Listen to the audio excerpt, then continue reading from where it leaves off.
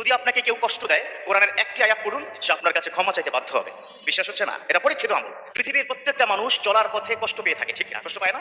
আপনি ব্যবসা করতে যাবেন, চাকরি করতে যাবেন, স্ত্রীর সাথে ঘরে থাকবেন, বাচ্চাদের সাথে চলাফেরা করবেন।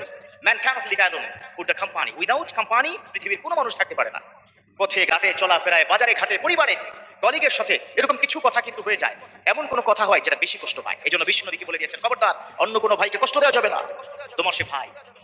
আমরা সবচেয়ে বেশি কষ্ট দিই হচ্ছে পরনিন্দা করে, পরচর্চা করি, ঠিক আছে না? সমাজের মধ্যে এই পরনিন্দা, পরচর্চা, গীবত অনেক বেড়ে গেছে।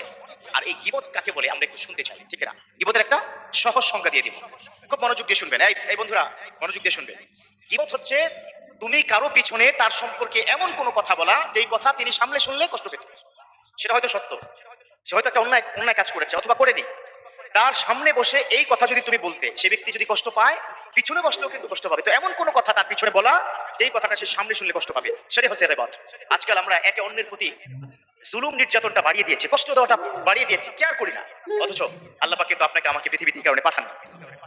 এই জন্য বিশ্বনবী বলেছেন, আইয়াকুলা লাহমা আখিহি মাইতান। আমার আল্লাহ বলে দিয়েছেন, তোমরা যে পিছনে গীবত করো, তোমরা কি তোমার আপন ভাইয়ের, মরা ভাইয়ের গোশত খেতে চাও? নাউজুবিল্লাহ। একজন সাহাবা বিশ্বনবীর সামনে এসে দাঁড়ালেন। আল্লাহ রাসূল সাল্লাল্লাহু আলাইহি ওয়াসাল্লাম তখন তিনি বললেন যে, তুমি তোমার মরা ভাইয়ের গোশত চাবিয়ে খেয়েছো, তুমি গোশত খেয়েছো।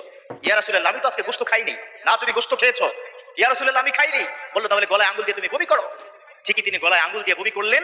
ভূমির মধ্যে বের হয়েছে তাজা তাজা কয়েক টুকরো রক্ত মাখা গোশত। নাউজুবিল্লাহ। কেন? কারণ হচ্ছে তিনি কিছুক্ষণ আগে তার আপন ভাইয়ের পিছনে গীবত করেছিল।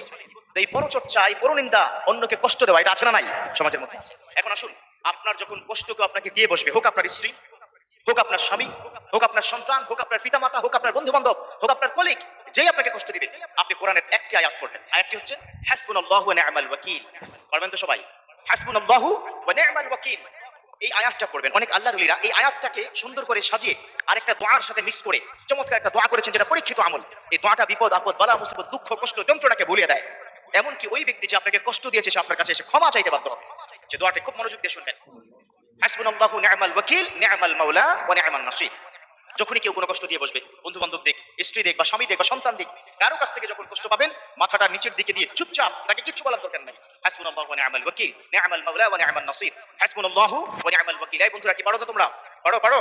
হাসবুনাল্লাহু ওয়া নি'মাল ওয়াকিল, নি'মাল মাওলা ওয়া নি'মান নাসির। এটা পড়তে হবে ইনশাআল্লাহ তাআলা। আজ থেকে প্রতিশোধ পরায়ণ হবেন। আমার বিষ্ণু বলেছেন, আমার উম্মতেরা শোনো, তোমাকে যদি কেউ কোনো কষ্ট দেয়, তোমার প্রতি যদি কেউ কোনো জুলুম করে, তুমি তাকে ক্ষমা করে দাও। সুবহানাল্লাহ পড়বেন না? আল্লাহ রাসূল কি অসাধারণ ভাবে আমাদের শিক্ষা দিয়েছেন। আজকাল আমরা তো এত ইগোয়েটিক, কেউ যদি একটা থাপ্পড় দেয়, তাকে পিছিয়ে কি বেরিয়ে ফেলি। সমাজের মধ্যে প্রতিশোধ পরায়ণতা আছে না? আছে। সো আজ থেকে ক্ষমা করার চেষ্টা করব। আর যখনই কেউ কোনো কষ্ট দিবে, তখনই এই দোয়াটা পড়বো, হাসবুনাল্লাহু ওয়া নি'মাল ওয়াকিল, নি'মাল মাওলা ওয়া নি'মান নাসির।